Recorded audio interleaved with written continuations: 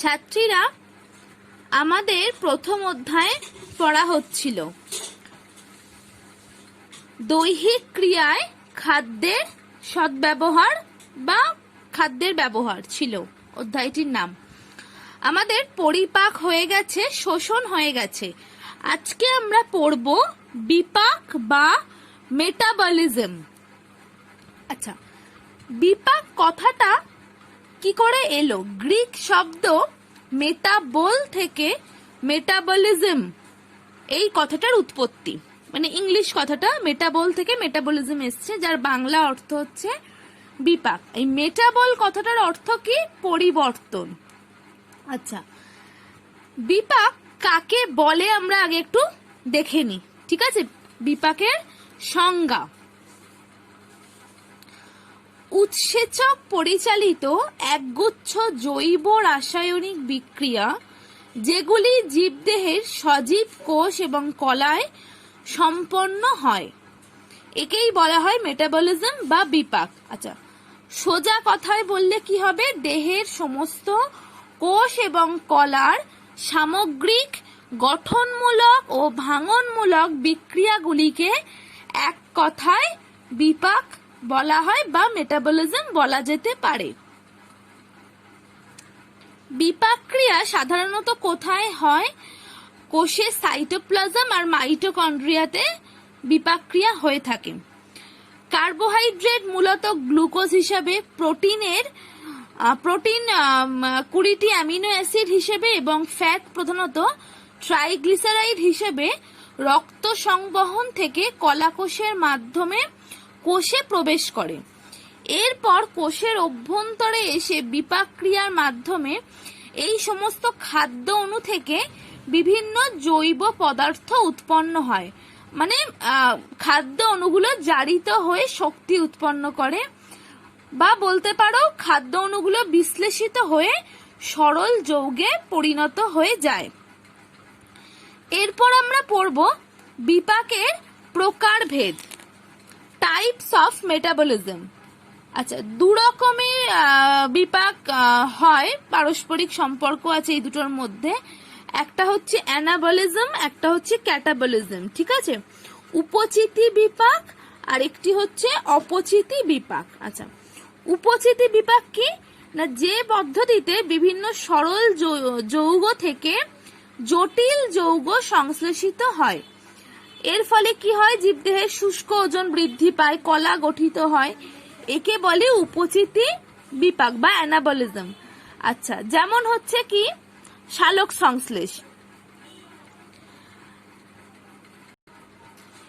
এরপর আসছি আমরা অপচিতি বিপাক। অপচিতি বিপাক কি?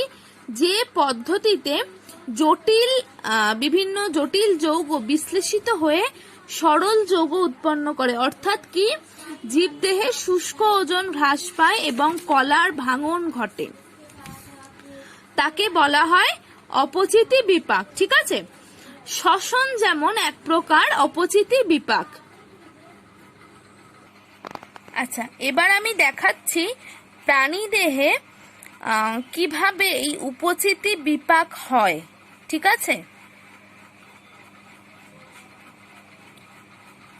তোমাদের কি উদাহরণ দিলাম? যেমন সালোক সংশ্লেষ, তাই তো? সবুজ উদ্ভিদের মেসোফিল কলার কোষে কার্বন ডাই অক্সাইড এবং জলের রাসায়নিক সংমিশ্রণ ঘটে। সালোক সংশ্লেষ প্রক্রিয়ায় শর্করা জাতীয় খাদ্য গ্লুকোজ সংশ্লেষিত হয়। এই হচ্ছে এই ছকের সাহায্যে বলা আছে, এইভাবে ভাঙে। এই যে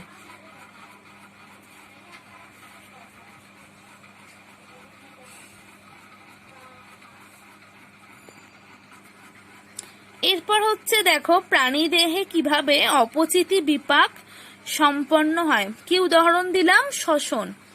সমস্ত সজীব কোষে শ্বসন প্রক্রিয়ায় জটিল খাদ্যকণা গ্লুকোজ ভেঙে কার্বন ডাই অক্সাইড আর জল উৎপন্ন করে এবং শক্তি নির্গত হয়।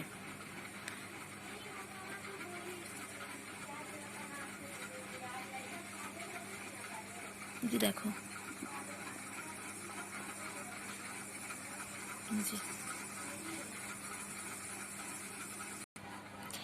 এরপরে আমরা আজকে যেটা পড়ব সেটা হচ্ছে কার্বোহাইড্রেটের বিপাক। ঠিক আছে, কার্বোহাইড্রেট মেটাবলিজম। আচ্ছা, কার্বোহাইড্রেট মেটাবলিজম শুরু করার আগে একটা কথা বলি। মূলত কার্বোহাইড্রেটের বিপাক বলতে কি বোঝানো হয়? বোঝানো হয় যে গ্লুকোজের বিপাক। ঠিক আছে, মূলত কি বোঝানো হয়? যে গ্লুকোজের বিপাক। আচ্ছা, খাদ্যস্থ কার্বোহাইড্রেট বা শর্করা পরিপাকের পর সরল একক শর্করায় পরিণত হয়। সরল একক শর্করা মানে কি? গ্লুকোজ, ফ্রুক্টোজ, গ্যালাক্টোজ, এবং তারা শোষণের উপযোগী হয়। এরপর এই একক শর্করাগুলো শোষণের পর বিপাকের জন্য প্রস্তুত হয়, বিপাক প্রাপ্ত হয়। আচ্ছা, গ্লুকোজের বিপাক, এই যে বললাম সোজা কথায় বোঝায় কার্বোহাইড্রেটের বিপাক বলতে গ্লুকোজের বিপাক। গ্লুকোজের বিপাক বলতে কি? যে কোষের মধ্যে গ্লুকোজের ভাঙন এবং অশর্করা বা অকার্বোহাইড্রেট থেকে শর্করা বা গ্লুকোজ উৎপাদন। তাহলে কোষের মধ্যে গ্লুকোজের ভাঙন ঘটবে এবং অশর্করা থেকে গ্লুকোজের উৎপাদন ঘটবে। এটাই হচ্ছে মূলত কার্বোহাইড্রেট মেটাবলিজম। আচ্ছা, কার্বোহাইড্রেটের বিপাকে অনেকগুলো স্টেপ আছে। ঠিক আছে, তোমরা এখানে অনেকগুলো স্টেপ দেখতে পাচ্ছ। গ্লাইকোজেনেসিস, গ্লাইকোলাইসিস, গ্লাইকোজেনোলাইসিস, গ্লুকোনিওজেনেসিস বা নিওগ্লুকোজেনেসিস বলা হয়। তারপর হচ্ছে TCA cycle, oxidation of pyruvic acid to acetyl CoA, pyruvic অ্যাসিডের অ্যাসিটাইল কোয়েতে জারণ হয়। এরপর আসছে পেন্টোজ ফসফেট পাথওয়ে বা পেন্টোজ ফসফেট বিক্রিয়াপথ, এটাকে বলা হয় HMP shunt, hexose monophosphate shunt বা ফসফোগ্লুকোনেট অক্সিডেটিভ পাথ। এই তিনটে নামে এটা পরিচিত। ঠিক আছে, এবার আমরা আস্তে আস্তে দেখব যে কিভাবে হচ্ছে এবং এইগুলো সম্বন্ধে আমরা জানবো। ঠিক আছে, আচ্ছা দেখো, কার্বোহাইড্রেটের বিপাক হচ্ছে এটি, পুরো একসাথে দেওয়া আছে, বোঝানো আছে। এই যে শর্করা থেকে সরল একক শর্করা হচ্ছে, ঠিক আছে, তারপর যকৃতে আসছে শোষণের পর। এই যে এর মধ্যে সমস্ত প্রসেসগুলো আছে, glycogenesis, neoglucogenesis, glycogenolysis, glycolysis, TCA cycle, pentose monophosphate shunt. ঠিক আছে, এইটা হচ্ছে পুরো কার্বোহাইড্রেটের বিপাক। এর মধ্যে এতগুলো পার্ট রয়েছে, এই পার্টগুলো সম্বন্ধে আমরা জানবো। আচ্ছা, আগে আমরা একটু এইটা সম্বন্ধে বলে নিচ্ছি, আমি তোমাদের বলে দিচ্ছি, তারপর প্রত্যেকটি কাকে বলে কিভাবে হচ্ছে সেটা দেখাবো। হ্যাঁ, প্রথমে দেখো কি হচ্ছে, শর্করা জাতীয় খাদ্য গ্রহণের পর মুখবিবর থেকে তার পরিপাক ক্রিয়া শুরু হয়। ঠিক আছে, এবং জটিল শর্করা খাদ্য বিভিন্ন শর্করা ভঙ্গক উৎসেচকের প্রভাবে বিশ্লিষ্ট হয় এবং ক্ষুদ্রান্তে গিয়ে শর্করা জাতীয় খাদ্যের পরিপাক শেষ হয়, যেমন গ্লুকোজ, গ্যালাক্টোজ, ফ্রুক্টোজ ইত্যাদি। এরপর কি হচ্ছে, এই একক শর্করাগুলি পৌষ্টিক নালীর বিভিন্ন অংশে বিশোষিত হয়ে যে শোষণ ঘটে পোর্টাল সংবহন তন্ত্রে প্রবেশ করে। এরপর এই প্রবেশ করার পর পোর্টাল সংবহনের মাধ্যমে সরল শর্করা প্রথমে কোথায় আসে? যকৃতে আসে। যকৃতের মধ্যে কিছু অংশ সঞ্চিত হয় এবং বাকি অংশ রক্তের মাধ্যমে বাহিত হয়ে প্রতিটি দেহকোষে এবং পেশিতে গিয়ে পৌঁছয়। আচ্ছা, যকৃতে এবং পেশিতে শর্করা গ্লাইকোজেনেসিস প্রক্রিয়ার মাধ্যমে গ্লাইকোজেনে পরিণত হয় এবং ভবিষ্যতের জন্য সঞ্চিত থাকে।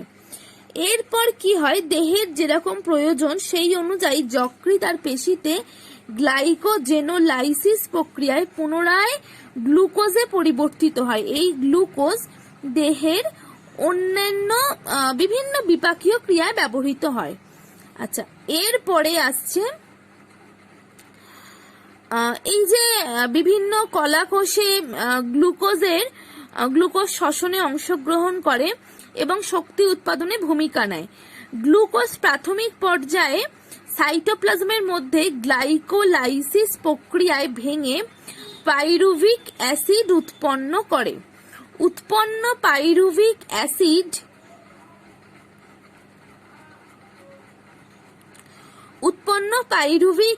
অ্যাসিড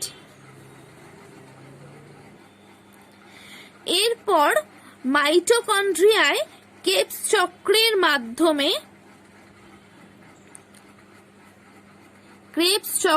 মাধ্যমে ভেঙে গিয়ে কার্বন ডাই অক্সাইড, জল এবং তাপশক্তি উৎপন্ন করে। ঠিক আছে, ভেঙে গিয়ে কার্বন ডাই অক্সাইড, জল এবং তাপশক্তি উৎপন্ন করে।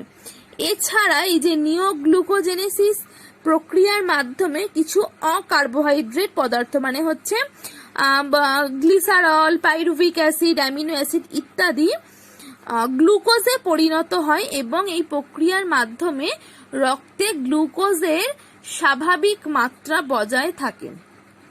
এছাড়া আরেকটা কি আছে, পেন্টোজ ফসফেট বিক্রিয়া পথ বা হেক্সোজ মনোফসফেট শান্ট।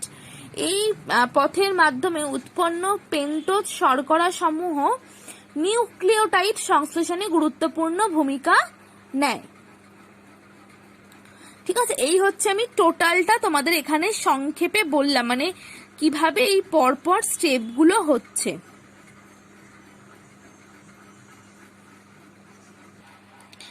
এরপরে আমরা এই গ্লাইকোজেনেসিস সম্বন্ধে জানবো। ঠিক আছে, গ্লাইকোজেনেসিস কাকে বলে?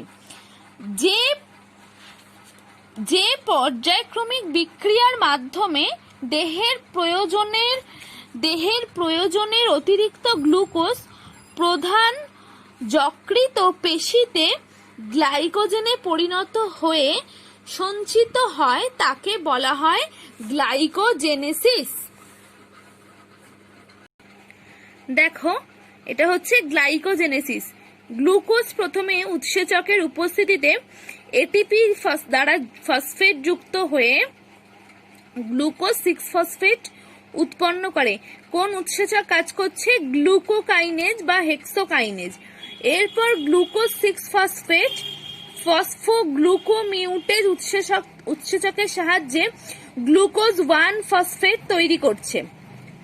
এরপর গ্লুকোজ 1 ফসফেট ইউরিডিন ট্রাইফসফেটের সাথে যুক্ত হচ্ছে। ইউটিপি যেটা লেখা আছে এটা হচ্ছে ইউরিডিন ট্রাইফসফেট। এর সাথে যুক্ত হয়ে ইউডিপি গ্লুকোজ পাইরোফসফোরিলেজ উৎসেচকের সাহায্যে ইউডিপি গ্লুকোজ এবং অজৈব পাইরোফসফেট উৎপন্ন করে। পিপিআই লেখা আছে, অজৈব পাইরোফসফেট উৎপন্ন করে। এই ইউডিপি গ্লুকোজ আর এই অজৈব পাইরোফসফেট গ্লাইকোজেন সিনথেটেজ উৎসেচকের প্রভাবে গ্লাইকোজেন এবং ইউডিপি তৈরি করে। এই হচ্ছে আমাদের গ্লাইকোজেনেসিস। এটা হচ্ছে গ্লাইকোজেনেসিস। কি পড়বো? এইটা গ্লাইকোলাইসিস। গ্লাইকোলাইসিস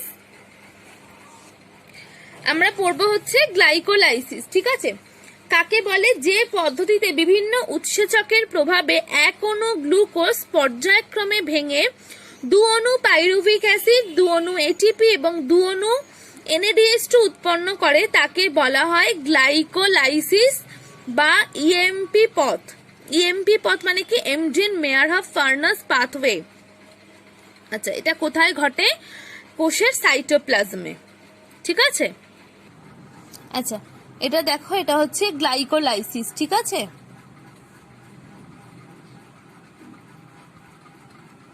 কি হয়? গ্লুকোজ ভেঙে পাইরুভিক অ্যাসিড বা ল্যাকটিক অ্যাসিডে পরিণত হয়। আচ্ছা, এখানে কিন্তু কোনো অক্সিজেনের দরকার হয় না, এটা অবায়বীয় প্রক্রিয়া। এখানে 2 অণু এডিপি ফসফরাস যুক্ত হয়ে 2 অণু এটিপি উৎপন্ন করে।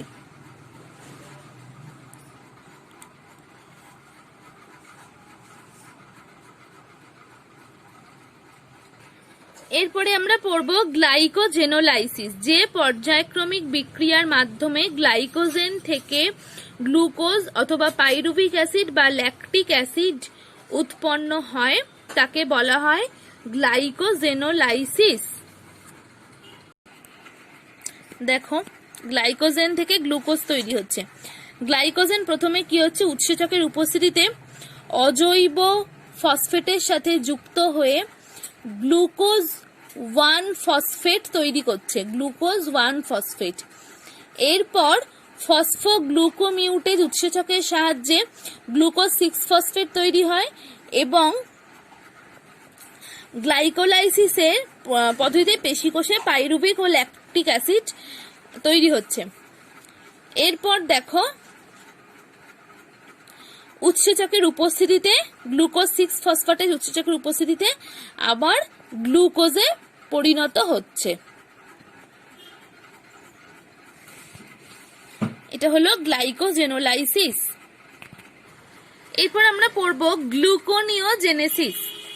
কার্বোহাইড্রেট ছাড়া অন্যান্য পদার্থ অর্থাৎ কোনগুলো, glucogenic amino acid, lactic acid, glycerol, propionic acid ইত্যাদি থেকে গ্লুকোজ বা গ্লাইকোজেন সংশ্লেষিত হওয়ার পদ্ধতিকে বলা হয় গ্লুকোনিওজেনেসিস বা নিওগ্লুকোজেনেসিস। দেখো, নিওগ্লুকোজেনেসিস।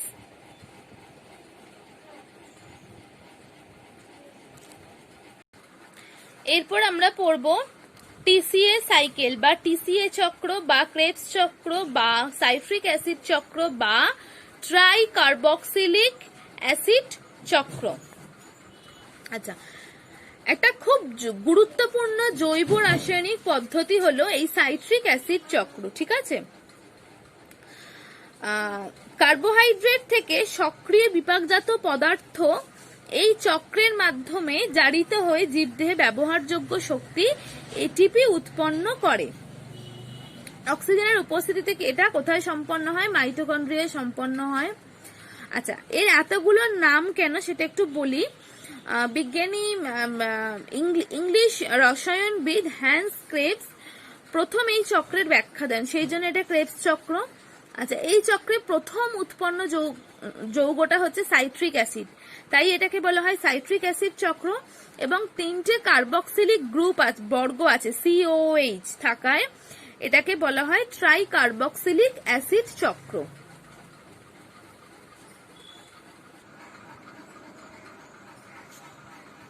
টিসিএ চক্র, পাইরুভিক অ্যাসিড এই উৎসেচকের সাহায্যে অ্যাসিটাইল কোয়ে সাইট্রেট সিনথেসিস থেকে সাইট্রিক অ্যাসিড প্রথম হয় বললাম। এরপর এই উৎসেচকের দ্বারা এটি তৈরি হচ্ছে, এরপর এই উৎসেচকের সহায়তায় এইটি উৎপন্ন হয়। এইভাবে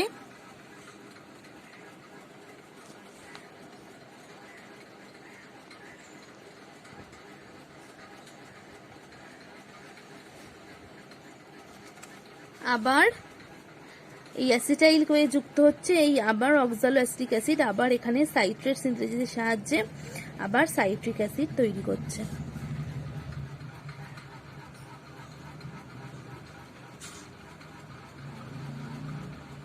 ক্রেবস চক্র। এরপর আমরা পড়ব পেন্টোজ ফসফেট পাথওয়ে। কাকে বলে? কার্বোহাইড্রেট বিপাকের একটি বিকল্প চক্রাকার প্রক্রিয়াপথকে পেন্টোজ ফসফেট বিক্রিয়াপথ বা হেক্সোজ মোনোফসফেট সান্ট HMF সান্ট বলা হয়। আচ্ছা, কোথায় হয়? যকৃৎ, অ্যাড্রিনাল কর্টেক্স, যৌনাঙ্গ, স্তনগ্রন্থি, লোহিত কণিকা এখানে সংগঠিত হয়। আচ্ছা, কিভাবে হয়? হ্যাঁ, এই বিক্রিয়াপথ হচ্ছে একটু জটিল ভাবে মূল গ্লাইকোলাইটিক পদ্ধতির সাথে সম্পর্কিত। এই পদ্ধতিতে গ্লুকোজ 6P থেকে প্রথমে পেন্টোজ ফসফেট তৈরি হয়। এরপর কি হয়? গ্লুকোজ পি হেক্সোজ ফসফেটে পরিণত হয়ে মূল গ্লাইকোলাইটিক যে প্রসেস আছে সেখানে প্রবেশ করে।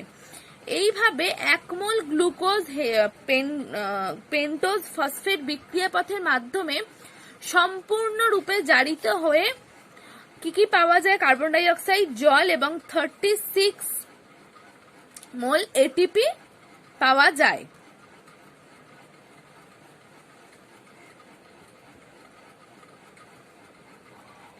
আচ্ছা, আজকে এই পর্যন্তই, ঠিক আছে। পরের দিন আবার আমরা প্রোটিনের বিপাক পড়ব। আজকে আমরা কার্বোহাইড্রেটের বিপাক পড়লাম, ভালো করে পড়বে, ঠিক আছে।